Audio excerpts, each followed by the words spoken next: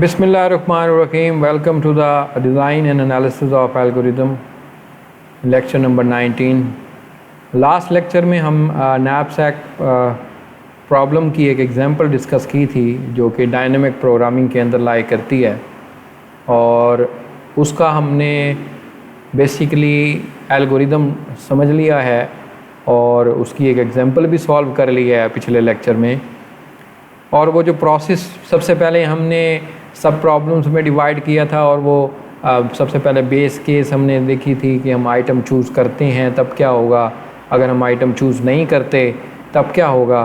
तो वो सारे चारों केसेस हमने बनाए थे बेस केसेस के साथ और फिर हमने उसको एक एग्जांपल लेके वन बाय वन सॉल्व किया था और उसकी एक एक स्टेप को अंडरस्टैंड किया था, जिससे वो आपको याद होगा कि लास्ट में 40 आंसर आया था और 40 हमारा मैक्सिमम वेट था जो हम वो देख रहे थे।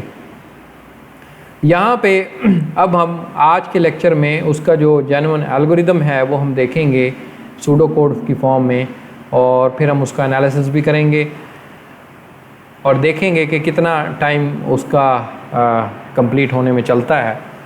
तो वो आज हम एल्गोरिदम की बात करने लगे हैं। तो 01 नैपसैक एल्गोरिदम कौन सा है, ये आपके सामने एल्गोरिदम आ गया।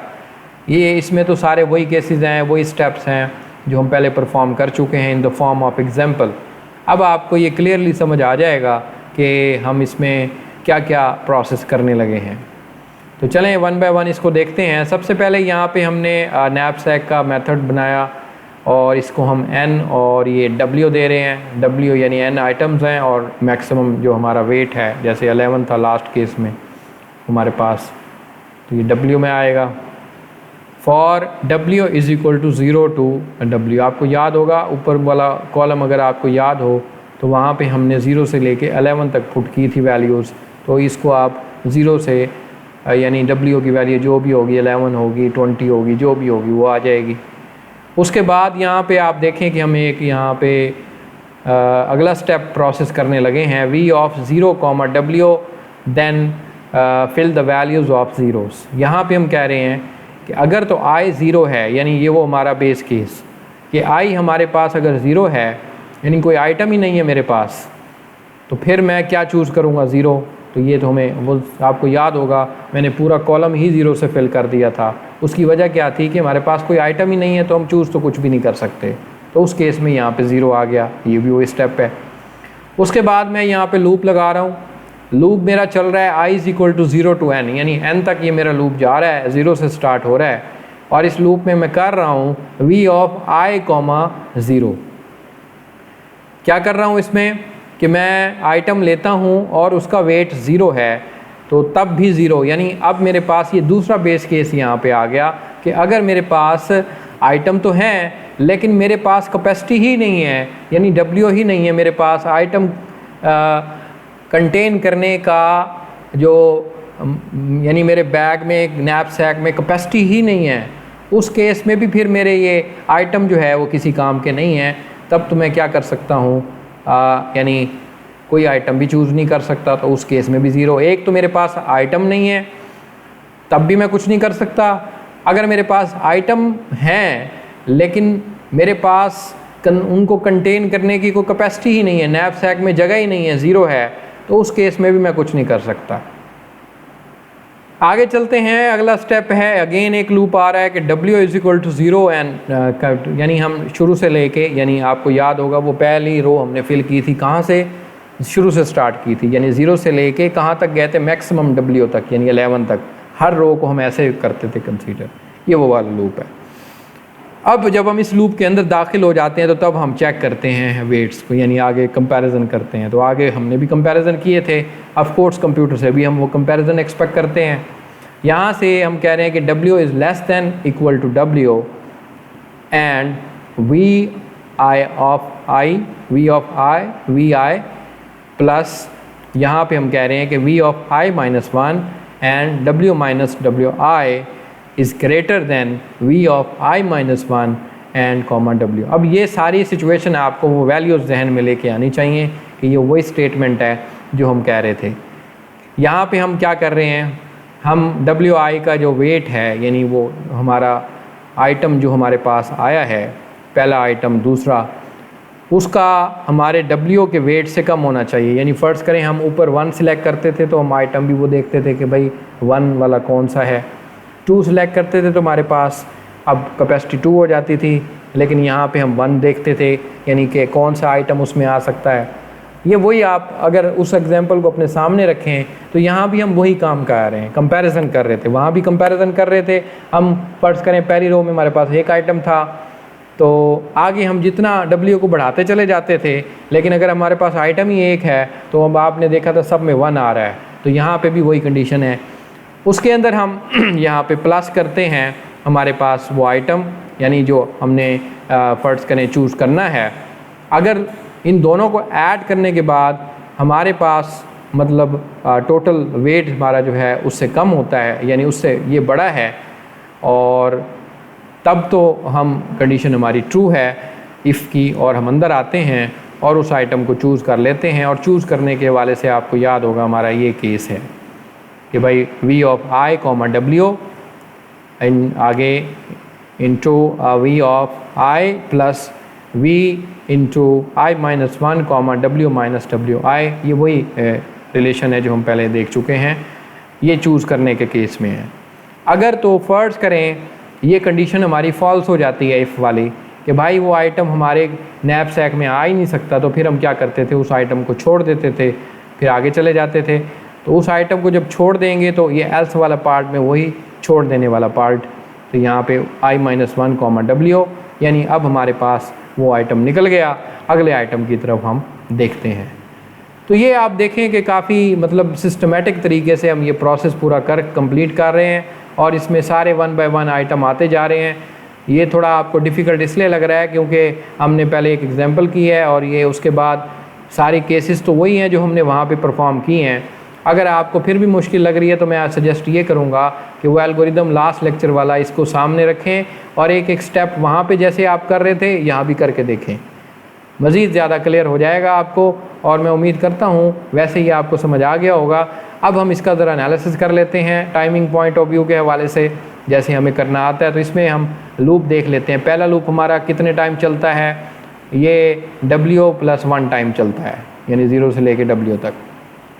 उसके बाद अगला लूप हमारा I वाला लूप है जो कि N तक, यानी N प्लस 1 तक चलता है।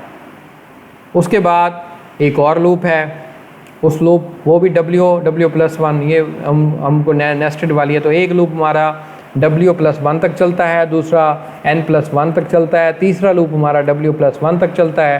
तो ओवरऑल जो टाइम बन जाएगा वो क्लियरली हमें नज़र आ रहा है कि N टाइम्स W, यानी ऊपर आपने देखे जितने हमारे पास आइटम्स होंगे, जाहिर है हम बार बार, अगर आपको ये जहन में हो कि हम बार बार एक एक रो फिल कर रहे हैं और बार बार W तक जा रहे हैं, तो मतलब कितने चक्कर आपके लग रहे हैं। ऑफ कोर्स जितने आइटम हैं उतनी दफ़ा आप W को विज़िट कर रहे हैं। तो फ़र्ज़ करें हमारे पास 25 आइटम हैं, तो 25 आइटम में आप ये देखें W कितना है 11, तो 25 मल्टीप्लाई बाय 11 तक टाइम्स जो है, अगर हम इसको कर लेंगे तो हमारे पास एग्जैक्ट एंट्रीज़ निकल आएंगी जो हमारा टाइम लगता है। तो ये इसका मतलब एनालिसिस है। Constructing the optimal solution, the algorithm for computing the Vi, j does not keep the record of which in the subset of items given the optimal solution. To compute the actual subset, we can add the auxiliary Boolean array keep I, j, which is 1 if we decide to take the item and 0 otherwise. हमारे last वाले example में आप देखें कि हमें ये तो नज़र आ गया था कि मैक्सिमम वैल्यू हमारे पास 40 आ रही है अगर हम इन तमाम आइटम को या इनमें से कुछ आइटम को चूज़ करें यूजिंग द डायनेमिक अप्रोच। लेकिन हमें ये नहीं नज़र आ रहा था वहाँ पे कि हमने ये 40 जो हमारे पास आ रहा है ये कौन से आइटम चूज़ करने के हवाले से आ रहा है, यानी हमने कौन से आइटम चूज़ किए हैं। हमें तो शायद ये नज़र आ भी जाए जब हम उसको देखेंगे डिटेल में, लेकिन कंप्यूटर को कैसे पता चलेगा कि कौन से आइटम चूज़ किए हैं उनकी ये वैल्यू 40 बनती है।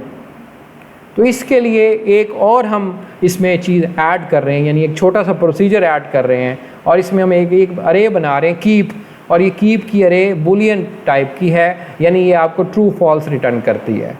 अगर ये 1 रिटर्न करने की तो इसका मतलब है अगर हम आइटम चूज़ कर लेंगे तो वहाँ पे हम 1 कर देंगे, यानी 1 रिटर्न किया इसने। अगर हमने वो आइटम चूज़ नहीं किया किसी भी वजह से तो ये 0 रिटर्न करेगी। तो ये हमारे पास ये अरे है, बड़ी सिंपल सी अरे है, इसको हम आगे देख लेते हैं। We do how we do use all the values keep in i, j to determine the optimal subset T of items. तो हमारे पास वही बात के कौन से हमने आइटम यूज़ किए हैं, तो वो हमें ये कीप अरे बताएगी। If we keep n, w इज़ 1 then the n is in element of T. We can now repeat this argument for a keep n minus 1, w minus wn. तो हमारे पास ये हम टोटल हम यानी हमने वो अगर आइटम चूज़ कर लिया तो 1 आएगा जैसे मैंने कहा है। तो अगर हमने आइटम कीप हमारे पास 0 आता है तो इसका मतलब है कि n जो है वो T सेट का हिस्सा नहीं है। And we can repeat the argument for keep the n minus 1, w। तो इसका भी एल्गोरिदम है।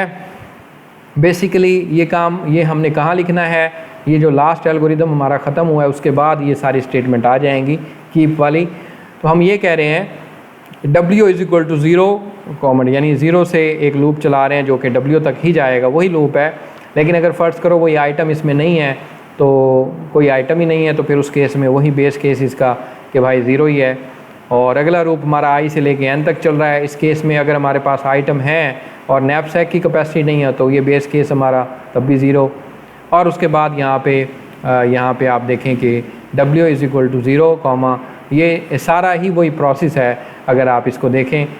अब मैं ये आपको पूरा एल्गोरिदम दिखा रहा हूँ, ये वही पुराना पूरा एल्गोरिदम है, लेकिन अब इसके फ़ौरन बाद जो आगे स्टेप है वो आपने अब ये वाला करना है, कीप वाला। Therefore, the following partial algorithm we will output the element of T। यहाँ पे वो T हमारे पास टोटल सेट है जिसका जिक्र हमने अभी किया है। यहाँ पे हम K यानी ये जो W है हम K को दे रहे हैं, उसके अंदर हम एक लूप लगा रहे हैं और ये लूप जो है वो रिवर्स ऑर्डर में चल रहा है n से लेके 1 तक, यानी डिक्रीमेंट करेंगे हम इसमें। यानी फ़र्ज़ करो हमारे पास 5 आइटम है तो ये 5 से शुरू होगा, यानी हमने लास्ट आइटम से स्टार्ट करना है, ऊपर की तरफ जाना है। और यहाँ पे do if the keep of i k is equal to 1 then output i, यानी अगर हम कह रहे हैं कि कीप i k को लो और देखो कि i कौन सा है हमारा, यानी वो आइटम नंबर कौन सा है, k जो है यानी वो उसका कैपिटल W, यानी वो देखो कौन सा कॉलम है, 7वां है 11वां है। बेसिकली अगर हम फ़र्ज़ करें अभी हम लास्ट वाले कॉलम में है, यहाँ पे 40 आया तो 11 आएगा, तो यहाँ पे i जो है हमारे पास 5 आएगा, लास्ट आइटम है, और k हमारे पास 11 आएगा। और यहाँ पे अगर वो आइटम हमने चूज़ कर लिया है तो 1 आया, तो यहाँ पे हम उसको प्रिंट कर देंगे और k में से उसका वेट माइनस कर देंगे। तो k यानी हमारे पास ये जो टोटल वेट है उसमें से माइनस करके k को सेट कर देंगे। यहाँ पे अब आप देखें, मैं आपको बता रहा हूँ कि ये 40 कैसे आया। यहाँ पे आपने आइटम सेलेक्ट किए हैं 4,3। यहाँ पे 4,3 आप देखें कौन सा, ये 3, यहाँ पे देखें आप ये 3 है, और यहाँ पे आइटम ये हमारे पास 4 है, ठीक है, 3 और ये 4। ये यहाँ पे अब ये 40 हमारा आया था। यहाँ पे अब आप देखें कि हमारे पास सिलेक्टेड आइटम 4,3 है, तो 4 हमारे पास आइटम नंबर, यानी हमारे पास आइटम नंबर ये 4 है, और इस वक्त जो है उसकी वैल्यू जो है वो यहाँ पे आप वैल्यू नहीं है बल्कि ये 3 हम वैल्यू चूज़ कर रहे हैं। तो उस केस में अब ये 2 आइटम बनते हैं, यानी आइटम नंबर 5 और 6, और इन दोनों को जब हमने ऐड किया यानी 3 की वैल्यू कितनी बनती है 18। तो ये हमारे पास इन दोनों को जब आप ऐड करेंगे तो 40 आ जाएगा। तो बेसिकली ये कीप की अरे हमारे लिए ये कह रही है, ये हमें बताएगी कि आइटम कौन सा चूज़ किया है 3 और 4, यानी ये 3 और 4 मैंने चूज़ किया और उनकी जो मैक्सिमम वैल्यू बनती है 40, तो वही मेरा लास्ट आंसर जो है वो बनता है। तो आज के लेक्चर को हम यहीं पे ख़त्म करते हैं, और बेसिकली हम नैपसैक की प्रॉब्लम पिछले 3 लेक्चर से डिस्कस कर रहे थे जो कि आज ख़त्म हो गई है। शुरू में हमने उस प्रॉब्लम को डिफ़ाइन किया था, अगले लेक्चर में हमने उसको डायनेमिक प्रोग्रामिंग में डिफ़ाइन किया था, 4 केसेस निकाले थे और फिर हमने उसकी एग्जांपल लेके उसको हम 1 बाय 1 सॉल्व किया था। और लास्ट वाले केस में आपने देखा था आज के लेक्चर में हमने उसका सूडो कोड फॉर्म में एल्गोरिदम डिस्कस किया, उसका टाइम एनालिसिस डिस्कस किया। तो फाइनली हमारे पास प्रॉब्लम कंप्लीट हो चुकी है। तो नेक्स्ट लेक्चर में हम एक नई प्रॉब्लम्स के साथ हाजिर होंगे। उस वक्त तक के लिए खुदा हाफिज़।